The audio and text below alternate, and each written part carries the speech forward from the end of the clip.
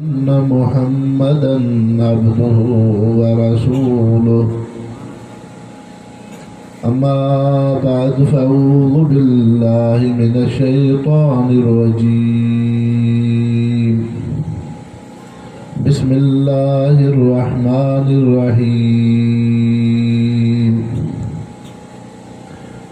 वल्तकुम मिनकुम उम्मतुन यदऊन इलल खैरि व यअमुरून बिल मअरूफ व यनहौन अनिल मुनकर व उलाइका हुमुल मुफ्लिहून।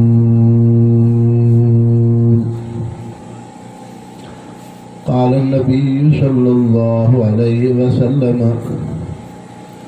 उदु आलिमन औ मुतअल्लिमन औ सामियन औ मुहिब्बन वला तकुन खामिसन फतुहलक। वक़ाल नबी सल्लल्लाहु अलैहि वसल्लम बदअल इस्लाम गरीबन फसयऊदु कमा कान फतूबा लिल गुरबा। सब साथी दिल के मोहब्बत से दुरूद शरीफ अल्लाहुम्मा सल्लि अला सय्यिदिना मुहम्मदिन नबिय्यिल उम्मिय्य व आलिहि व बारिक व सल्लिम अदद कुल्लि मालूम लक दाइमन अबदा। मुसलमान भाइरो, अज तव्हां सां दीनी इदारे जे उन दीनी इज्तिमा में शरीक थिया हूँ जिन में नौनिहालन पंहिंजी कीमती जवानी जी ज़िंदगी क़ुरान पाक हदीस ऐं इल्म सां वाबिस्त रखी अॼु उन्हनि जे ताजपोशी जे मौक़े ते तव्हां सां मुसलमान अक़ीदत ऐं मुहबत सां हाज़िर थिया हूँ। रब जे दर दुआ आहे त रब करीम इन्हनि नौनिहालनि खे इन इल्म ऐं क़ुरान जे नेमत सां हमेशह आबाद फरमाए ऐं पंहिंजे सलफ़ सालिहीन अकाबिरीन जे नक्श क़दम ते दीन जो ख़ातिम ऐं इस्लाम जो मुहाफ़िज़ बणाए ऐं रब अहकमुल हाकिमीन मदारिस दीनीअ जी सरबुलंदी ऐं अहमियत उम्मत मुस्लिम जे क़ल्ब ऐं दिल में विहारे। मुसलमानों, इंसान जी ज़िंदगी ॿिनि शयुनि सां वाबस्तगी रखे थी। हिकु इंसान जे अंदरि जिस्म आहे, ॿियो इंसान जे अंदरि रूह आहे। जिस्म खे अखि ॾिसे थी, रूह खे अखि नथी ॾिसे। जिस्म हिकिड़ो फ़ानी ऐं मादी शइ आहे, रूह हिकिड़ी दाइमी ऐं हमेशह वारी शइ आहे। जॾहिं इंसान में रूह अचे थो, इहो इंसान दुनिया खां वियो, वरी जॾहिं इहो इंसान आलम बरज़ख ऐं क़ब्र में अचे थो, साॻियो रूह उन में मोटी थो अचे। वरी इहो इंसान जॾहिं क़यामत में रब जी बारगाह में अचे थो त रूह जो इंसान सां ताल्लुक़ आहे। टोणी इंसान जन्नत में वञे या जहन्नम में वञे, रूह हमेशह हूंदो। रूह जे मथां फ़नाइयत न आहे, रूह हमेशह ई हमेशह आहे। इहो जिस्म मुख़्तलिफ़ मरहलनि खां गुज़रे थो। जीअं दुनिया जे अंदरि तव्हां असां इंसान हिकिड़े महल में अचूं, हिकिड़े बंगले में, पोइ उन में हिकिड़ो कमिरो हुजे, वरी उन दरवाज़े खां निकिरी वरी ॿियो कमिरो, वरी उन मां वञो वरी टियों कमिरो, वरी चोथों कमिरो। त इंसान बि ईअं ई आहे। कॾहिं माउ जे पेट जे कमरे में हो, वरी दुनिया जे कमरे में आयो, वरी इन दुनिया जे कमरे खां निकिरी करे वरी आलम बरज़ख ऐं क़ब्र जे कमरे में पहुतो, वरी उतां निकिरी करे वरी क़यामत जे ॾींहुं रब जे आॾो उन कमरे में आयो, वरी उन कमरे खां पोइ आख़िरी हिन जो कमिरो जे ईमान ऐं अमल सालिहनि त जन्नत जो कमिरो अथसि, जे कुफ़्र ऐं गुनाह बदकारियूं अथसि त पोइ जहन्नम जी गिरफ़्त ऐं पकड़ाई। त अर्ज़ु पिया कयूं त जिस्म हिकिड़ो फ़ानी शइ आहे, आरज़ी आहे। अल्लाह साईं इन जूं ज़रूरतूं बेफ़ानी ऐं आरज़ी रखियूं आहिनि। ज़मीन खे अखि ॾिसे थी, अनाज खे अखि ॾिसे थी, फल फ्रूट खे अखि ॾिसे थी, दुनिया जे खाधनि पीतनि खे अखि ॾिसे थी, इहे सभु फ़ानी ऐं मादी शयूं आहिनि। इहे कुल इन जिस्म जूं ज़रूरतूं आहिनि, जिस्म जूं ज़रूरतूं। जीअं जिस्म ख़ुदि फ़ानी, उन जूं लज़तूं बि फ़ानी। जीअं ख़ुदि जिस्म मादी, तीअं उन जूं लज़तूं बि मादी। जीअं जिस्म ख़ुदि दुनिया में आरज़ी आहे, उन जूं लज़तूं बि आरज़ी आहिनि। ॿी शइ जिस्म जे अंदरि क़ीमती शइ रूह आहे। उन रूह जी ग़िज़ा ऐं ख़ुराक अल्लाह साईं रूहानी रखी आहे। उहा ग़िज़ा ऐं ख़ुराक कहिड़ी शइ आहे? ईमान ऐं कलमे जी ज़िंदगी आहे। ला इलाहा इल्लल्लाह मुहम्मदुर रसूलुल्लाह, इहा रूह जी ग़िज़ा आहे। अल्लाह जो सजदो निमाज़ रूह जी ग़िज़ा आहे। क़ुरान पाक जी तिलावत रूह जी ग़िज़ा आहे। अल्लाह जो ज़िक्र रूह जी ग़िज़ा आहे। महबूब मुस्तफ़ा जी सुन्नत ऐं सीरत रूह जी ग़िज़ा आहे। दीन इस्लाम जा अहकाम, शरीयत मुतहरा, इहा रूह जी ग़िज़ा आहे। पोइ जीअं रूह खे अखि नथी ॾिसे, बातिनी शइ आहे, लतीफ़ आहे, तीअं जेके रूहानी शयूं आहिनि उन्हनि खे बि अखि नथी ॾिसे। तव्हां सां इंसान नमाज़ था पढ़ूं, हिकिड़ो इंसान क़याम में आहे, रुकूअ में आहे, सजदे में आहे, तव्हां सां इंसान उन जी नक़ुल हरकत त ॾिसंदा त हाणे क़याम में बीठो आहे, रुकूअ में आहे, सजदे में बीठो आहे। निमाज़ जो अमल इंसान जी अखि नथी ॾिसे, रोज़े जो अमल इंसान जी अखि नथी ॾिसे। क़ुरान शरीफ़ इंसान पढ़े थो, इहो क़ुरान अल्लाह जो कलाम आहे, रब जी सिफ़त आहे, इनखे अखि नथी ॾिसे। तव्हांजी असांजी अखि ख़ुदि इन हीअ क़ुरान पाक जे उन पाठे खे, काग़ज़ खे, मस खे ॾिसूं था, लेकिन जेको अल्लाह जो कलाम रब जी सिफ़त आहे उनखे अखि नथी ॾिसे।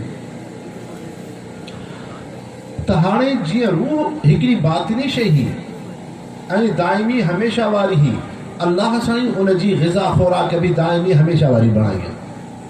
जीअं रूह हमेशह आहे, तीअं हिते दुनिया जे अंदरि इंसान हिकिड़ो ईमान आंदो, कलमो पढ़ियो, इहा उन रूह खे ग़िज़ा मिली।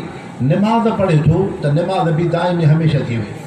तोणी इंसान हिन दुनिया खां हलियो वियो, आलम बरज़ख ऐं क़ब्र जे कमरे में आयो, निमाज़ साण हूंदसि। अल्लाह जे आॾो आयो, निमाज़ साण हूंदसि। जन्नत जे अंदरि हलियो वियो, निमाज़ जो अमल साण आहे। जीअं रूह हिन इंसान सां दाइमी हमेशह आहे, लतीफ़ ऐं बारीक शइ, उन जी जेका ग़िज़ा ख़ुराक हुई उहा बि जन्नत ताईं हले थी।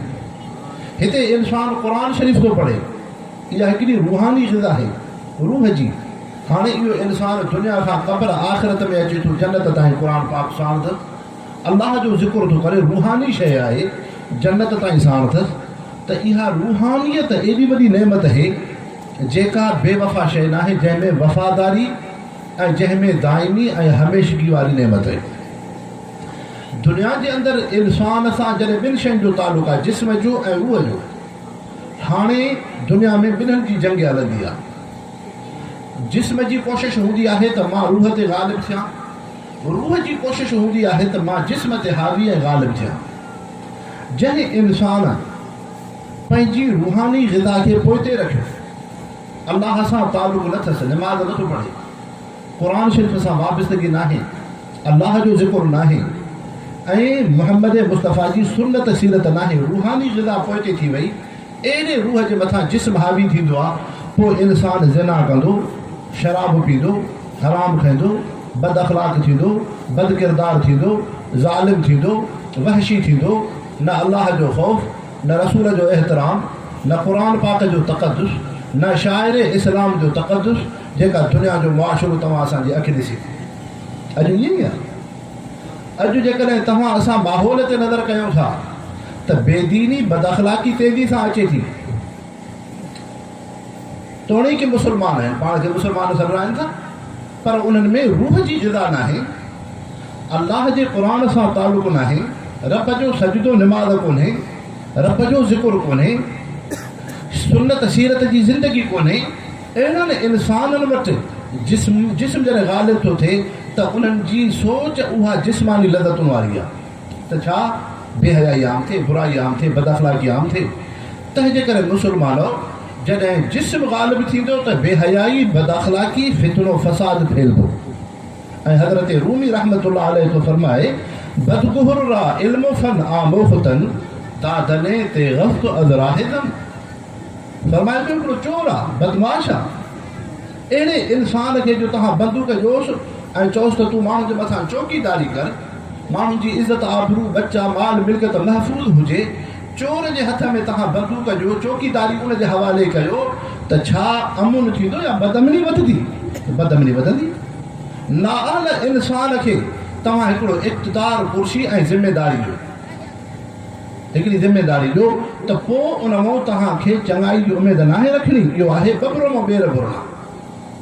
हाणे पाकिस्तान त हिकिड़ी इस्लामी रियासत आहे, 22 करोड़ हिते मुस्लमाननि जी आबादी आहे, जेको मुल्क इस्लाम ते ठहियो आहे, जंहिंजो आइन इस्लामी आहे, जंहिंमें ख़त्म नबूवत बुनियादी शइ आहे।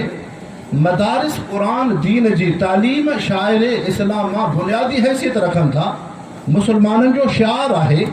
लेकिन अॼु तव्हां असांजे मथां अहिड़ा बेदीन हुक्मरान मुसलत थिया आहिनि, जिन में सिर्फ़ु जिस्मानी लज़तूं आहिनि, रूहानी ग़िज़ा ख़ुराक कोन्हे, क़ुरान सां ताल्लुक़ नाहे, मुहम्मद मुस्तफ़ा जी सुन्नत कोन्हे, शाइर इस्लाम जो तक़दुस नाहे।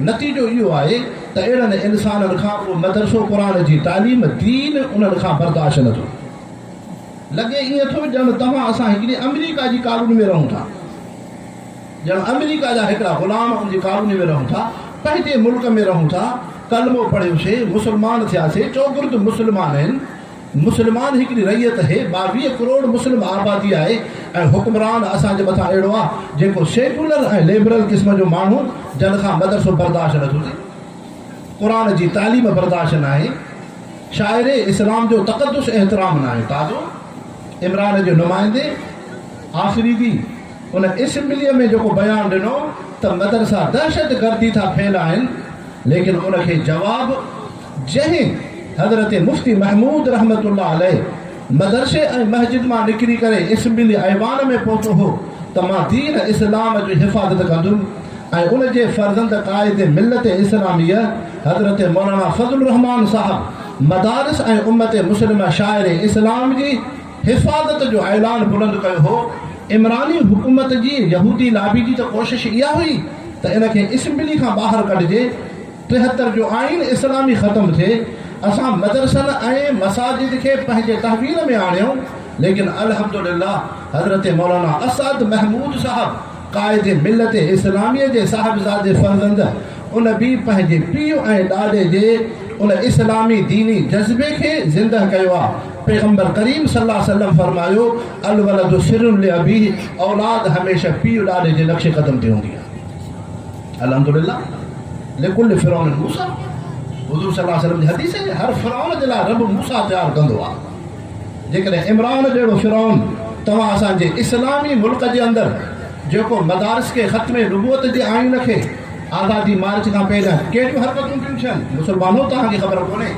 असांजो आम मुदरिस मौलवी मस्जिद जे अंदरि जेको उते नमाज़ थो पढ़ाए, जेको कंहिं ख़ानकाह दरगाह ते वेठो आहे तबलीगी जमात जे चिले सां आहे, या उहो क़ुरान जे हदीस जे दर्स सां वाबस्तगी आहे, उनखे ॿाहिरी दुनिया जी ख़बर कोन्हे त ॿाहिरि इस्लाम जे ख़िलाफ़ तव्हां असांजे रियासत जे ख़िलाफ़ कहिड़ियूं साज़िशूं थियनि।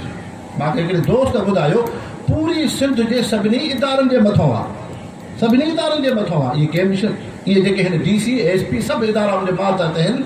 चइसि मौलाना फज़लुर रहमान साहब जो एहसान मदारिस वारा मज़हबी उलमा तबिको नथो लाहे सघे। मां उनखां पुछियो बाबा छा आहे, ख़ैर त आहे? चए साईं तव्हांखे कहिड़ी ख़बर? असांखे ख़बर आहे, असां इन्हनि शयुनि मां गुज़रूं था।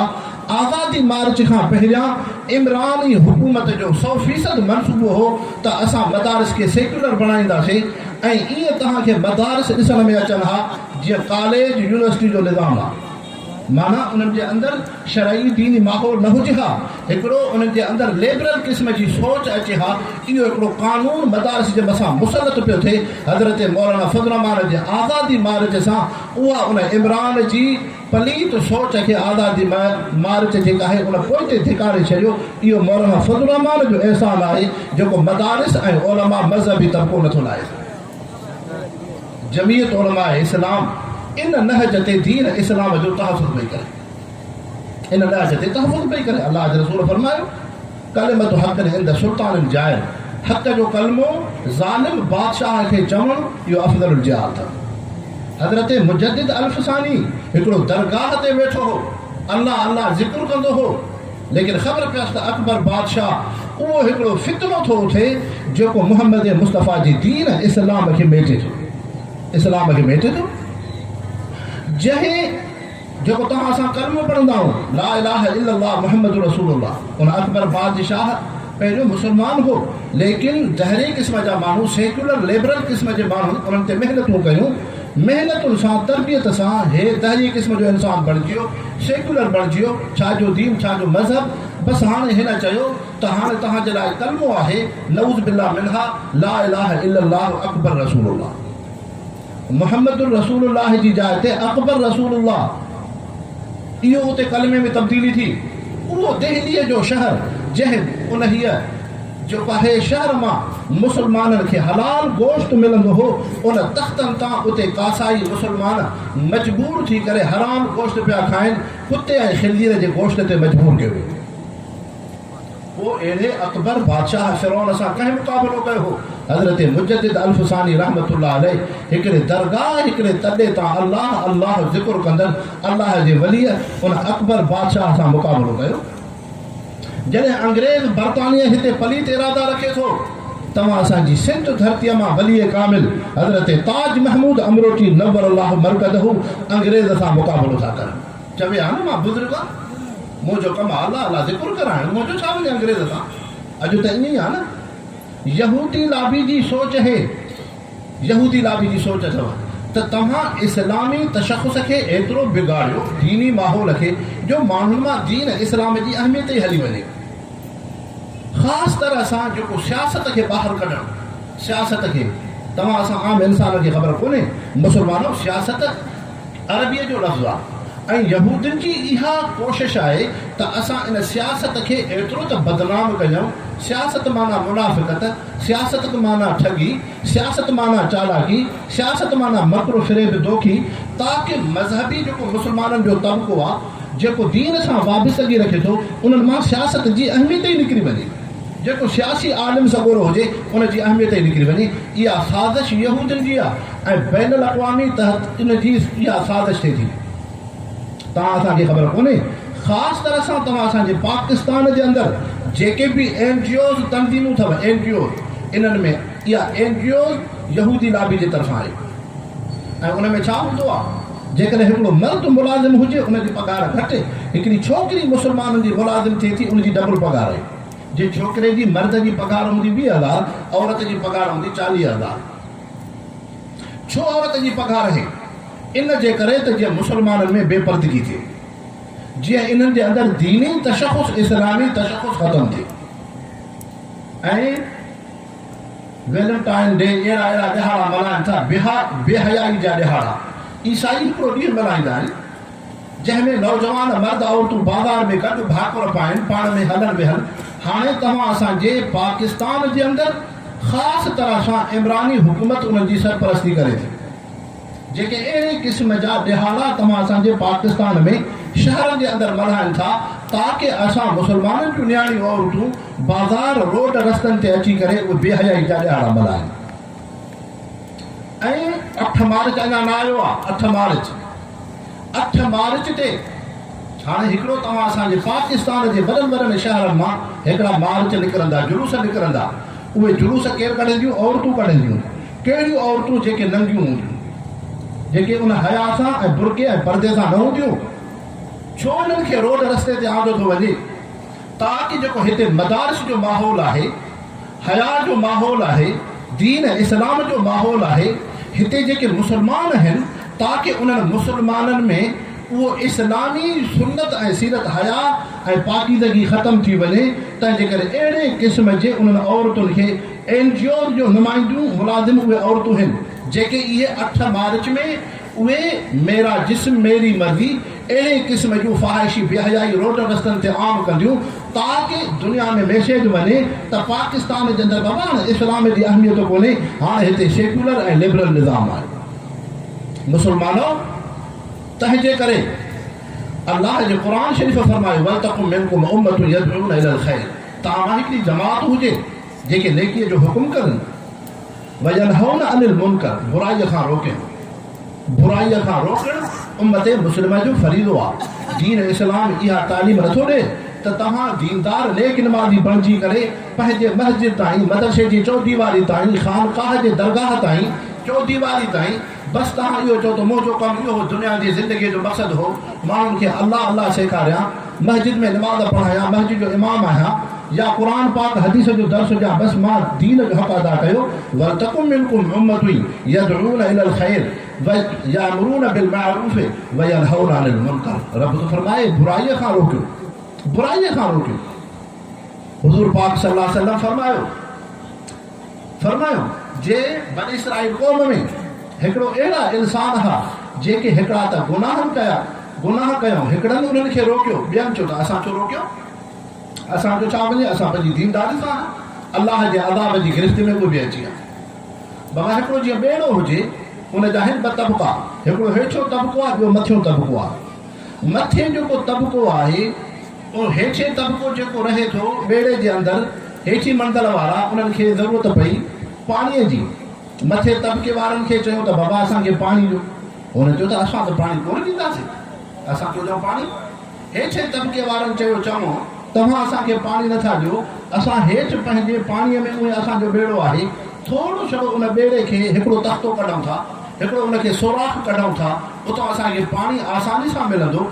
जॾहिं पाणी ईंदो, हेठियों तबक़ो जॾहिं ॿुॾंदो ॿेड़े जो, ॿुधायो मथियों तबक़ो बचंदो या वेंदो? उहो बि त हलाकु थींदो न।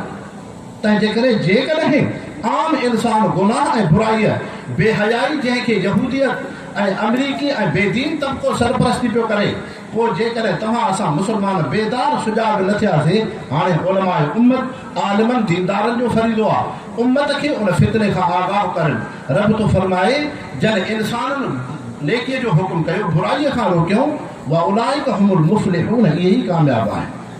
फलाह अहिड़ी कामयाबी खे चइबो आहे जंहिंमें नाकामी हुजे ई न, नाकामी न हुजे। हिते इंसान आहे, हिकिड़ो महल थो ठाहे, बंगलो थो ठाहे, बिज़नेस थो करे, घोटिके जे शहर में कारोबार थो करे, इहो फलाह नाहे। छो? इहो त इंसान जेसि ताईं आहे हलियो वेंदो दुनिया खां, इहा दुनिया ते हिते पई हूंदी। हिकिड़े इंसान खे इक़्तिदार कुर्सी आहे, इहो कुर्सी इक़्तिदार हमेशह त नाहे।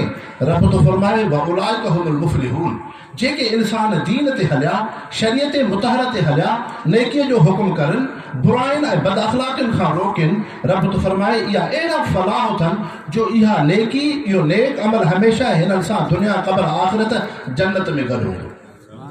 इंसानो दुनिया जूं तरक़ियूं, मादी शयुनि जूं इहो फलाह नाहे।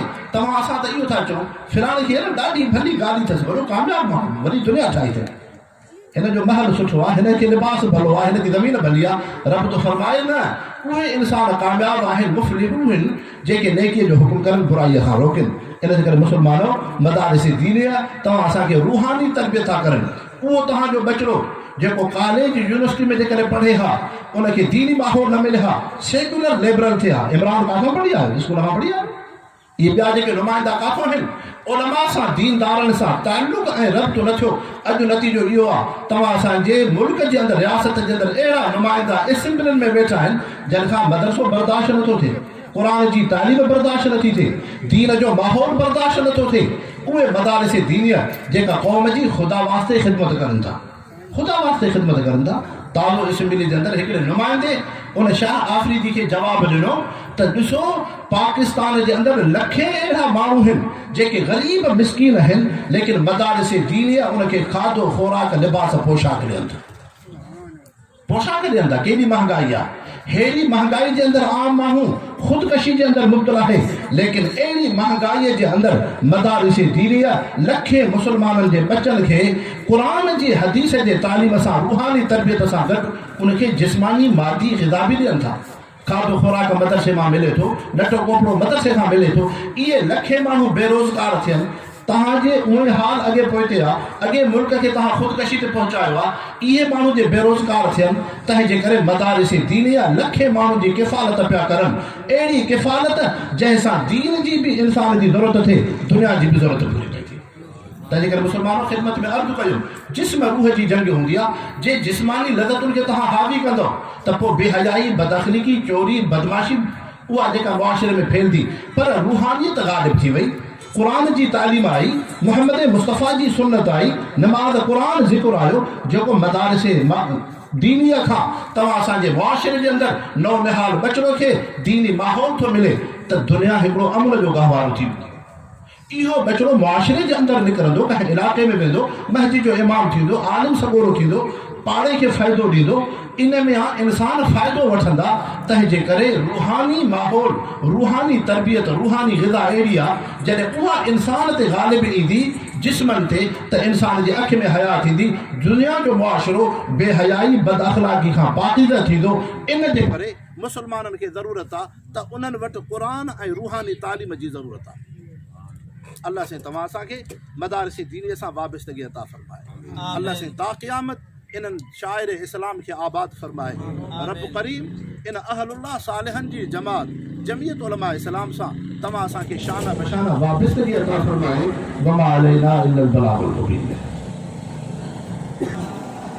हाज़िरी शरीफ जा चश्मा चराग हज़रत मौलाना मुफ्ती मोहम्मद ताहिर साहब जय